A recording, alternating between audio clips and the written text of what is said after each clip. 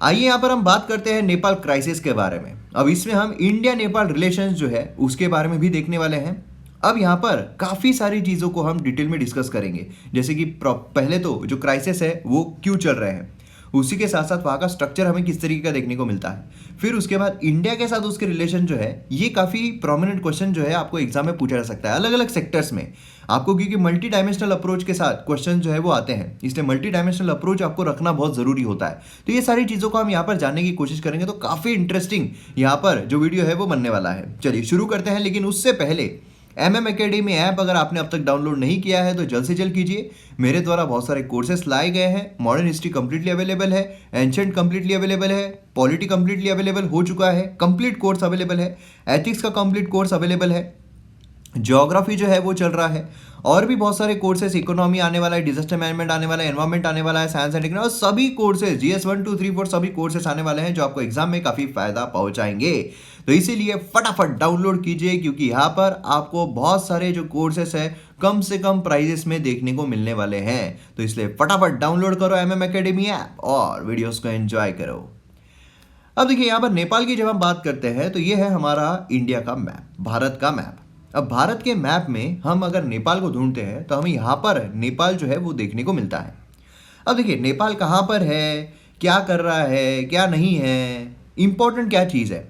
Important ये है कि जो भी कंट्री हमारे जहन में आती है, जो भी कंट्री के बारे में हम पढ़ते हैं, तो कुछ चीज़ें आपको ध्यान में रखनी है। क्या वो इंडिया को बॉर्डर करती है? नहीं। तो फिर वो कौन कौन सी कंट्रीज को बॉर्डर करती है? ठीक है, फर्ज कीजिए इजराइल है, ठीक है, तो वो काफ़ी न्यूज़ में चल रही है। वो कंट्री कहाँ पर है, कौन कौन सी कंट्रीज को बॉर्डर करती है, कौन कौन सी वाटर बॉडी को क्या बॉर्डर करती है, ठीक है, ये उसका ज्योग्राफिकल एस्पेक्ट हो गया। लेकिन अगर कोई कंट्री इंडिया को बॉर्डर करती है तो फिर यहाँ पर पर्सपेक्टिव चेंज हो जाता है कि इंडिया को जब बॉर्डर करती है तो कौन कौन से स्टेट्स को बॉर्डर करती है ना, कितना एरिया कवर करती है, ये कुछ पर्सपेक्टिव जो है काफ़ी ज़्यादा इंपॉर्टेंट हो जाते हैं। तो अब यहाँ पर जब हम नेपाल की बात कर रहे हैं तो नेपाल इंडिया को बॉर्डर करता है क्या? बिल्कुल कर रहा है। अब जब नेपाल इंडिया को बॉर्डर कर रहा है तो कौन कौन से स्टेट्स यहाँ पर उसको लग रहे हैं, तो यहाँ पर आप देख सकते हो सबसे पहले तो हमें उत्तराखंड जो है वो देखने को मिल रहा है, फिर उसके बाद उत्तर प्रदेश जो है वो देखने को मिल रहा है, फिर उसके बाद जो बिहार है वो देखने को मिल रहा है, फिर उसके बाद जो सिक्किम है वो देखने को मिल रहा है। अब इन दी एंड यहाँ पर जो वेस्ट बंगाल है वो भी देखने को मिल रहा है। यहाँ पर आप देख सकते हो छोटा सा पैच जो है वेस्ट बंगाल का, वो भी यहाँ पर देखने को मिल रहा है। तो इस तरीके से जो स्टेट्स है वो यहाँ पर नेपाल को बॉर्डर कर रहे हैं, ठीक है, ये इंपॉर्टेंट हो गया। अब यहाँ पर जो टर्मोइल है, क्राइसिस है, ये अब यहाँ पर हम समझने की कोशिश करते हैं। देखिए क्या है, 2020 की जब हम बात करते हैं तो काफ़ी बुरा रहा है ना, अगर हम ओवरऑल सिनारियो के पर्सपेक्टिव से देखते हैं। लेकिन अगर इन शॉर्ट अगर किसी ने मुझे पूछा कि 2020 को अगर डिफाइन करना हो तो क्या करेंगे, तो देखिए काफ़ी लोगों के द्वारा ये मैंने सुना कि कुछ लोग जो है वो बोल रहे थे कि डिज़ास्टर, या फिर कुछ लोगों ने बोला कि डीमोटिवेटिंग, ऐसे सब कुछ जो है वो वर्ड्स निकल कर आ रहे थे। लेकिन मेरे हिसाब से जो 2020 रहा है उसको अगर एक वर्ड में समराइज करना है तो अपॉर्चुनिस्टिक, ये मैं इसको डिफाइन करूंगा। क्योंकि 2020 ने जो अपॉर्चुनिटीज़ दी है ना लोगों को, वो मतलब मुझे नहीं लगता है किसी साल में मिली होगी। क्योंकि लोग घर पे बैठकर उन्होंने अलग अलग अपॉर्चुनिटी, जिन्होंने ग्रास्प करना था उन्होंने कर लिया, जिनको डिमोटिवेट होकर बैठे रहना था वो डिमोटिवेट होकर बैठे रहे। लेकिन जिनको अपने ऊपर ध्यान देने का मौका मिला, क्योंकि काफ़ी लोग ऐसे बहुत कम थे जिनको अपने आप पर मतलब मिलता ही नहीं था, टाइम ही नहीं मिलता था, लेकिन अब उनको मिला, तो इसलिए उन्होंने बराबर अपॉर्चुनिटी ढूंढकर कुछ ना कुछ ऐसा किया है कि अब वो चलता रहेगा ज़बरदस्त तरीके से। तो यहाँ पर 2020 जो है ये नेपाल ने भी, क्योंकि इकोनॉमिक क्राइसिस जो है काफ़ी बुरी तरीके के हुए, तो उन्होंने प्लान किया था विजिट नेपाल ईयर, ठीक है, विजिट नेपाल ईयर किया गया था उनके जो मिनिस्टर है, प्राइम मिनिस्टर है, उनके द्वारा, जिससे कि यहाँ पर जो रिमिटेंसेस है वो आए, फॉरेक्स रिजर्व बढ़े, पैसा बढ़े, है ना, ये सारी चीज़ें हो। उसी के साथ साथ यहाँ पर जो टूरिज्म सेक्टर है उसको कैपिटलाइज करना, है ना। तो Himalayan power brand new global think tank meeting जो है, सागर माथा संवाद, इस तरीके से हमें चीज़ें देखने को मिली। मतलब काफ़ी एम्बिशियस प्लान्स थे नेपाल के कि बहुत ही शानदार रहने वाले हैं, मतलब शक्तिमान बनने ही जा रहे थे, ठीक है। लेकिन बीच में ही न्यूज़ निकल कर आती है कि नेपाल के जो पीएम है उन्होंने पार्लियामेंट डिसॉल्व कर दी। यहाँ पर क्राइसिस जो है, कंट्रोवर्शियल मूव, ये सब देखने को मिल रहा है। तो सडनली यहाँ पर अचानक ही क्या हो गया, कि इस तरह की चीज़ें जो है वो बाहर निकल कर आई। तो ये सब जानने से पहले थोड़ा हम स्टार्टिंग से जानने की कोशिश करते हैं। देखिए, अगर हम बात करते हैं नेपाल की, तो 2015 से पहले तक अगर हम देखते हैं तो वहाँ पर कॉन्स्टिट्यूशन या फिर पार्लियामेंट ये सब चीज़ें जो है वो इतनी नहीं थी। 2015 के बाद से ये सारी चीज़ें हमें देखने को मिलती है। और 2015 में कॉन्स्टिट्यूशन ये सब कुछ हुआ। 2017 में अगर हम देखते हैं तो जनरल इलेक्शंस जो है वो हमें देखने को मिले। अब जनरल इलेक्शन में जो communist party of Nepal, United Marxist Leninist and CPN, ठीक है, इन्होंने ब्रॉडर लेफ्ट इलेक्टोरल अलायंस जो है वो यहाँ पर फॉर्म कर लिया। अलायंस ने यहाँ पर स्टेबल गवर्नमेंट जो है उसका यहाँ पर वादा किया, ठीक है, क्योंकि डेवलपमेंट जो है नेपाल की वो बहुत ज़रूरी है। अब उसमें स्टेबल गवर्नमेंट कहा, स्टेबल गवर्नमेंट जब रहती है तो डेवलपमेंट अच्छी खासी होती है। कॉन्सिक्वेंटली यहाँ पर लोगों ने क्लियर मैंडेट दिया कम्युनिस्ट अलायंस को, और 175 जो है 275 सीट्स में से यहाँ पर जीत गए। पार्लियामेंट जैसे हमारी पार्लियामेंट है उसी तरीके से हमें देखने को मिलती है, ठीक है। वहाँ पर प्रोविंसेस है। अब अगर आप इलेक्शंस पर थोड़ा ध्यान दोगे नेपाल के, तो उसमें दोनों तरीके के इलेक्शंस होते हैं, फर्स्ट पास द पोस्ट और उसी के साथ प्रोपोर्शनल रिप्रेजेंटेशन इस तरीके से होते हैं। मतलब 60% जो है ये फर्स्ट पास द पोस्ट की तरह होता है और 40% जो है वो हमें उस तरीके का देखने को मिलता है, ठीक है। वहाँ पर भी अपर हाउस लोअर हाउस है, हमारे जैसा ही हमें आता है ना, हमारे GS पेपर 2 में है ना कि आपको कॉन्स्टिट्यूशन जो है वो कंपेयर करना पड़ेगा। तो वहाँ पर भी अपर हाउस और लोअर हाउस जो है वो हमें देखने को मिलता है। उसी के साथ साथ वहाँ पर भी प्रेसिडेंट, प्राइम मिनिस्टर जो है ये देखने को मिलते हैं। अब यहाँ पर कैसा है कि प्राइम मिनिस्टर को जैसे हमारे यहाँ पर पूरी एब्सोल्यूट पावर नहीं है, उनको भी यहाँ पर कैबिनेट से ये जो है सलाह मशवरा करना पड़ता है। वहाँ पर भी PM को एब्सोल्यूट पावर नहीं, थोड़ा बहुत सलाह मशवरा जो है वो करना पड़ेगा। ये सारी चीज़ें जो है वो हमें देखने को मिलती है, ठीक है। तो अब यहाँ पर गवर्नमेंट जो है फॉर्म हो गई, ओली साहब जो है वो यहाँ पर आ गए। अब क्या होता है कि इंटरनल रिफ्ट जो है वो क्रिएट हो जाता है। मतलब ओली साहब को ऐसा था कि हम यहाँ पर सबसे शक्तिमान बनेंगे, ठीक है, हम यहाँ पर सबसे शक्तिशाली प्रधानमंत्री बनेंगे, ठीक है। उसके वजह से क्या हुआ, थोड़ा इंटरनल रिफ्ट जो है वो यहाँ पर क्रिएट हो गया। और उसी के साथ साथ यहाँ पर ओली जो है ना 2 ऑर्डिनेंस जो है वो लेकर आ गए अप्रैल 2020 में। हम बात किसकी कर रहे हैं, अप्रैल 2020 की, मतलब यहीं पर क्राइसिस जो चल रहे हैं उसी बीच। एक जो है वो पॉलिटिकल पार्टी एक्ट को अमेंड करा था, जिसमें जो स्प्लिट है पार्टी का वो यहाँ पर ईजी बनाया गया। मतलब देखिए, तैयारी जो है वो शुरू है कि भैया स्प्लिट कर लेंगे हम, यहाँ पर जो यहाँ पर हमें सपोर्ट मिल रहा है दूसरी पार्टी का, हम यहाँ पर स्प्लिट कर लेंगे, ठीक है। हमारे यहाँ पर अगर देखा जाए स्प्लिट के लिए कौन से लॉज है, 10 शेड्यूल में देखने को मिलते हैं, है ना। दूसरा जो यहाँ पर लाया गया कॉन्स्टिट्यूशनल काउंसिल एक्ट, इसको अमेंड करना ये यहाँ पर लाया गया, जिसके तहत जो पर्सन्स नॉमिनेट किए जाते हैं वो इजी बनाए गए क्रूशियल कॉन्स्टिट्यूशनल बॉडीज़ के लिए। क्या होता है कि अगर आपको कॉन्स्टिट्यूशनल बॉडी जो होती है, जैसे हमारे यहाँ पर इलेक्शन कमीशन ऑफ इंडिया, ऐसी जो कॉन्स्टिट्यूशनल बॉडीज़ है वहाँ पर भी, तो वहाँ पर जिसकी भी अपॉइंटमेंट करना है, ठीक है, नॉमिनेट करना है, तो वो प्रधानमंत्री के अकेले के हाथ में नहीं है। काफ़ी ज़्यादा चर्चाएं जो है वो करनी पड़ती है। लेकिन अब यहाँ पर क्या हुआ, प्रधानमंत्री ने खुद के हाथ में लेने की कोशिश की, ठीक है, कि मेरे ही लोग वहाँ पर रहेंगे। सीवियर क्रिटिसिज्म हुआ पार्टी में भी और पब्लिक में भी। फिर उसके बाद क्या हुआ, यहाँ पर टेम्परेरी ट्रूज जो है वो हमें देखने को मिला। उसके बाद यहाँ पर नो कॉन्फिडेंस मोशन जो है वो लाया जा सकता है ओली के अगेंस्ट में। तो ओली ने क्या किया, यहाँ पर जो पार्लियामेंट है उसको प्रोरोग कर दिया, पार्लियामेंट को प्रोरोग कर दिया, है ना। समन होता है एंड प्रोरोग होता है एंड अर्जेंट होता है। समनिंग मतलब क्या है, शुरुआत हो रही है। अर्जेंटमेंट मतलब क्या है कि भैया थोड़े टाइम के लिए रुक रहे हैं, थोड़ा टाइम रिसेस थोड़ी बहुत आ रही है। फिर उसके बाद प्रोरोग मतलब क्या है कि भैया अब यहाँ पर सेशन जो है वो खत्म हो गया है, पार्लियामेंट का सेशन खत्म हो गया है, हाउस का सेशन खत्म हो गया है, अब जब नेक्स्ट आएगा बुलावा तब हम मिलेंगे, ठीक है। तो यहाँ पर प्रोरोग कर दिया गया, जिसके तहत क्या है कि पार्लियामेंट ही नहीं है तो फिर नो कॉन्फिडेंस कहाँ से है ना। फिर से यहाँ पर ऑर्डिनेंस, क्योंकि कैसा है कि ऑर्डिनेंस जैसे हमारे यहाँ पर होता है कि पार्लियामेंट अगर सेशन में ना हो, दोनों हाउसेस अगर सेशन में ना हो, तो फिर जो प्रेसिडेंट है वो ऑर्डिनेंस ला सकते हैं, है ना, ऑर्डिनेंस लेकर आ सकते हैं। उसी तरह यहाँ पर भी ऑर्डिनेंस जो है वो लाने की कोशिश की गई, जिसके तहत कॉन्स्टिट्यूशनल काउंसिल एक्ट जो है उसे अमेंड किया गया और जो फेवरेट लोग हैं प्रधानमंत्री के वो वहाँ पर नॉमिनेट करे गए, है ना। तो इसके वजह से क्या हुआ, प्रॉब्लम क्रिएट हो गए। अब यहाँ पर क्या हो रहा था कि जो पार्लियामेंट सेशन में ना हो फिर भी यहाँ पर नो कॉन्फिडेंस मोशन जो है वो लाने की बात की जा रही थी और उसी के साथ पार्लियामेंट को स्पेशल सेशन के लिए बुलाने की बात की जा रही थी। तो अब यहाँ पर ये ओली साहब को पता चल गया कि अरे बाप रे हमारी मूंगी बच सकती है, तो इसलिए उन्होंने क्या किया, पार्लियामेंट को ही डिसॉल्व कर दिया कि भैया ना रहेगी बांस ना बजेगी बांसुरी, ठीक है, पार्लियामेंट को ही डिसॉल्व कर दिया। अब पार्लियामेंट को डिसॉल्व करने की वजह से हुआ क्या है, अब पार्लियामेंट है ही नहीं। पार्लियामेंट है ही नहीं, तो अब पूरी पावर जो है वो यहाँ पर किसके पास आ जाती है, ओली साहब के पास आ जाती है कि अब राजा बोले अंडाड़ी हाल है, मतलब मोनार्की जैसी सिचुएशन जो है वो यहाँ पर क्रिएट हो गई है ना। मतलब समझ लीजिए प्रेसिडेंट के पास होता है, प्राइम मिनिस्टर जो है पूरा का पूरा प्रेसिडेंट उनके अकॉर्डिंग एक्ट करते हैं ना। जैसे एक्ट भी कर रहे हैं, ऑर्डिनेंस लाने को बोले ऑर्डिनेंस लेकर आ गए, पार्लियामेंट डिसॉल्व, ये सारी चीजें हो रही है। अब मसला चला गया है कहाँ, सुप्रीम कोर्ट में। अब सुप्रीम कोर्ट यहाँ पर डिसाइड करेगा, सुप्रीम कोर्ट देखेगा कि भैया क्या है, कॉन्स्टिट्यूशन के हिसाब से चीजें हो रही है नहीं हो रही है ना। तो अगर यहाँ पर ये होता है तो इलेक्शन जो है वो अभी हो सकते हैं, है ना, इलेक्शंस यहाँ पर हो सकते हैं, और इलेक्शंस होने के बाद क्या होगा वो आगे देखा जाएगा। नहीं तो इलेक्शन जो है वो ड्यू कब के है, 2022 को इलेक्शन जो है वो होने हैं नेपाल के, नॉर्मल टर्म्स में अगर देखा जाए तो, ठीक है।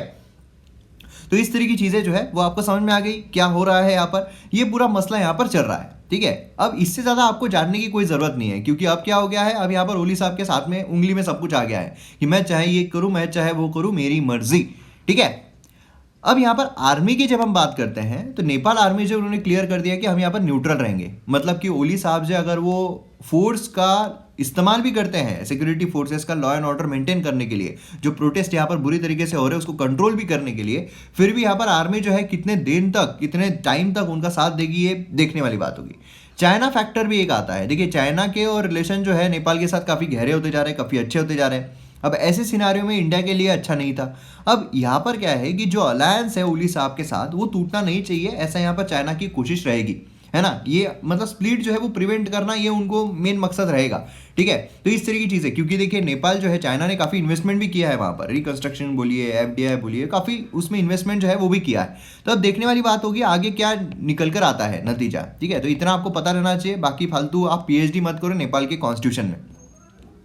नेपाल अगर हम देखते हैं तो ऊपर साइड आप देखिए पॉपुलेशन भी हमें नीचे साइड ज़्यादा देखने को मिलती है ना, नीचे साइड ज़्यादा देखने को मिलती है। ऊपर क्योंकि हिमालय है वहाँ पर रहने की व्यवस्था नहीं, ये नहीं, नीचे साइड ज़्यादा है। और नीचे साइड अगर आप देखोगे मतलब इंडिया से कनेक्टेड है ना, मतलब इंडिया से कल्चरली जो है काफ़ी ज़्यादा कनेक्टेड है। लोग भी अगर आप देखोगे तो इंडिया से काफ़ी ज़्यादा कल्चरली कनेक्टेड है ना।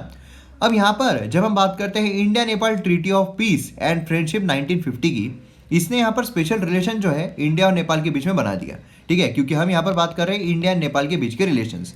नेपाली सिटीजन जो है काफ़ी फैसिलिटीज़ जो है वो अवेल करते हैं, है ना। इंडियन सिटीजन्स जो अपॉर्चुनिटीज़ है, उसी के साथ नियरली 8 मिलियन नेपाली सिटीजन जो है वो इंडिया में काम करते हैं और रहते हैं, 8 मिलियन। अब देखिए अगर हम डिफेंस के बारे में बात करते हैं, क्योंकि अलग अलग जो सेक्टर से काफ़ी इंपॉर्टेंट, डिफेंस बोलिए, कनेक्टिविटी बोलिए, वाटर रिसोर्स बोलिए, एनर्जी कोऑपरेशन बोलिए, और ये जो पूरा डेटा है ये मिनिस्ट्री ऑफ एक्सटर्नल अफेयर जो है उनके तहत लिया गया है, वहाँ पर वेबसाइट से लिया गया है, इसलिए ये पूरे डेटा पर आप रिलाई कर सकते हो। ये जो भी डेटा यहाँ पर दिया गया है एकदम सटीक है, एकदम सही है और गवर्नमेंट का ही है, ठीक है, कोई न्यूज़पेपर से नहीं लिया गया है। अब इंडिया और नेपाल जो है इनका वाइड कोऑपरेशन है डिफेंस सेक्टर में, ठीक है। अब यहाँ पर सबसे इंपॉर्टेंट चीज़ क्या है, एक्सरसाइजेस, क्योंकि जब भी यहाँ पर डिफेंस से रिलेटेड चीज़ें आई तो आपको 3 चीज़ें ध्यान में आना चाहिए किसी भी कंट्री के साथ। डिफेंस से रिलेटेड जो आता है कि हमारे कोई बेस है क्या, वहाँ पर मिलिट्री बेस है क्या। दूसरी चीज़ जो आपको आना चाहिए कि हमने जो इक्विपमेंट्स होते हैं, मिलिट्री जो इक्विपमेंट्स होते हैं वो कोई लेन देन हम कर रहे हैं क्या। तीसरी चीज़ हम उसके साथ कौन सी एक्सरसाइज कर रहे हैं, नेवी बोलिए, मिलिट्री आर्मी बोलिए, है ना, जो एयरफोर्स बोलिए, तो कौन सी हम एक्सरसाइज कर रहे हैं। तो 3 चीज़ काफ़ी इंपॉर्टेंट होते हैं डिफेंस कोऑपरेशन के साथ। तो वो अगर हम देखते हैं तो यहाँ पर सूर्य किरण जो है मिलिट्री एक्सरसाइज वो हमें यहाँ पर देखने को मिलती है इंडिया और नेपाल के बीच में।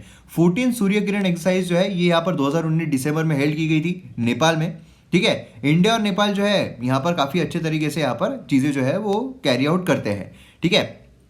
और फिर उसके बाद जब हम आगे बढ़ते हैं यहाँ पर कनेक्टिविटी पर आते हैं, कनेक्टिविटी तो हमें देखने को मिलता है कनेक्टिविटी जो है इंफ्रास्ट्रक्चर बोलिए, हेल्थ बोलिए, वाटर रिसोर्स बोलिए, एजुकेशन बोलिए, रूरल कम्युनिटी डेवलपमेंट बोलिए, इसमें काफ़ी प्रोजेक्ट जो है वो इम्प्लीमेंट किए जा रहे हैं, ठीक है। उसी के साथ साथ अगर हम देखते हैं तो नई पार्टनरशिप जो है एग्रीकल्चर में ये अच्छी खासी निकल कर आ रही है। ये मेंस पर्सपेक्टिव से बहुत इंपॉर्टेंट है। बरा आपको अगर मल्टी डायमेंशनल अप्रोच में पूछा जाए रिलेशन के बारे में तो ये सारी चीज़ें लिखना ही पड़ेगा आपको, ठीक है। नई पार्टनरशिप एग्रीकल्चर में अगर देखते हैं तो यहाँ पर जो ओली है वो इंडिया में आए थे अप्रैल 18 में। India Nepal new partnership in agriculture ये लॉन्च किया गया था, जिससे कि कोलैबोरेटिव प्रोजेक्ट जो है एग्रीकल्चर रिसर्च में, डेवलपमेंट में, एजुकेशन में ये लाया जा सके। तो ये भी काफ़ी इंपॉर्टेंट है। 2018 जो है उसमें ये हमें देखने को मिला था।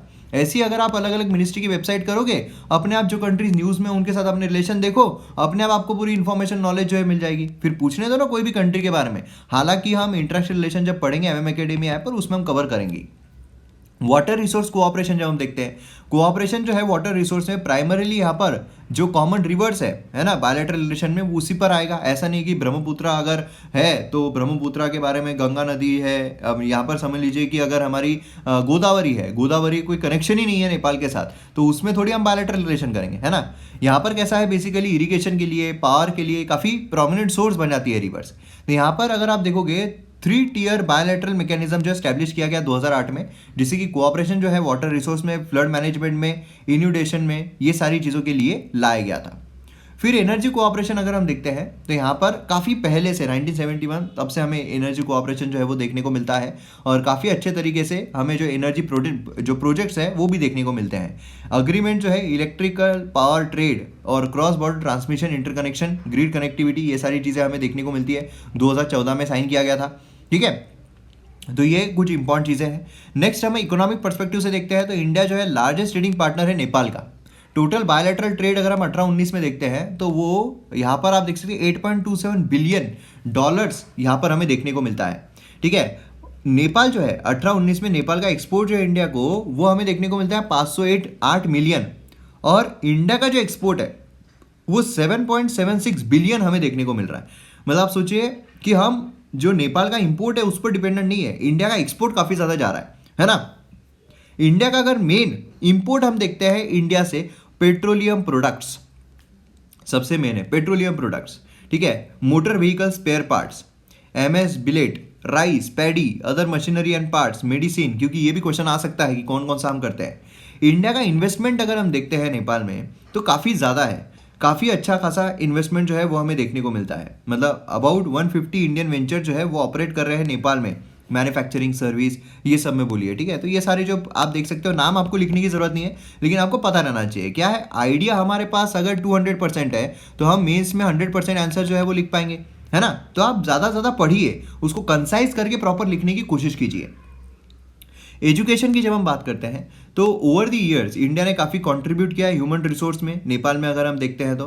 ठीक है, मतलब स्कॉलरशिप्स दिए हैं, उसी के साथ साथ पीएचडी, ये सारी चीज़ें जो है वो भी हमें यहाँ पर देखने को मिलती है। इवन म्यूजिक, फाइन आर्ट्स, इसमें भी। कल्चर अगर हम देखते हैं तो कल्चरली कनेक्टेड है ही, नीचे साइड ही नेपाल के लोग रहते हैं, इंडिया से कनेक्टेड है ना। तो आर्ट एंड कल्चर में, एकेडमी, यहाँ पर काफ़ी ज़्यादा, मीडिया में बोलिए, काफ़ी ज़्यादा इंगेजमेंट जो है वो हमारे देखने को मिलते हैं। और एमओयू जो है काफ़ी ज़्यादा साइन किए गए हैं, साहित्य कला एकेडमी जो है, नेपाल एकेडमी, उसके साथ दूरदर्शन और नेपाल टीवी के साथ, press council of India and press council of Nepal के साथ, ललित कला academy, Nepal academy of fine arts के साथ। तो इस तरीके से कई सारे एमओयूज जो है वो भी साइन किए गए हैं एक दूसरे के कल्चरल एक्सचेंज के लिए। स्वामी विवेकानंद सेंटर जो है फॉर इंडियन कल्चर सेटअप किया गया काठमांडू अगस्त 2007 में, जिससे कि बेस्ट ऑफ इंडियन कल्चर जो है वो शोकेस किया जा सके। काफ़ी इंपॉर्टेंट है ना। इस क्वेश्चन सीधा आ सकता है कि स्वामी विवेकानंद सेंटर जो है फॉर इंडियन कल्चर कहाँ पर किया गया है, कहाँ पर स्थापित किया गया है, तो ये नेपाल जो है वहाँ पर हमें देखने को मिलता है। ठीक है, काठमांडू में। और नेपाल भारत लाइब्रेरी जो है ये फाउंड की गई 1951 में काठमांडू में।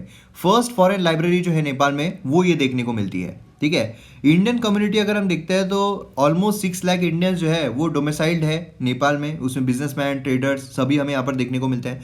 तो इस तरीके से ओवरऑल पूरा पर्सपेक्टिव जो है इंडिया और नेपाल का वो निकल कर आता है। तो मैं उम्मीद करता हूँ कि यहाँ पर आपको नेपाल क्राइसिस समझ में आ ही गए, उसी के साथ इंडिया नेपाल जो रिलेशन है वो भी आपको समझ में आ गया है, अलग अलग पर्सपेक्टिव में। डिफेंस बोलिए, एनर्जी सेक्टर बोलिए, इकोनॉमी बोलिए, अलग अलग पर्सपेक्टिव में आपको ये सारी चीज़ें समझ में आ गई होगी।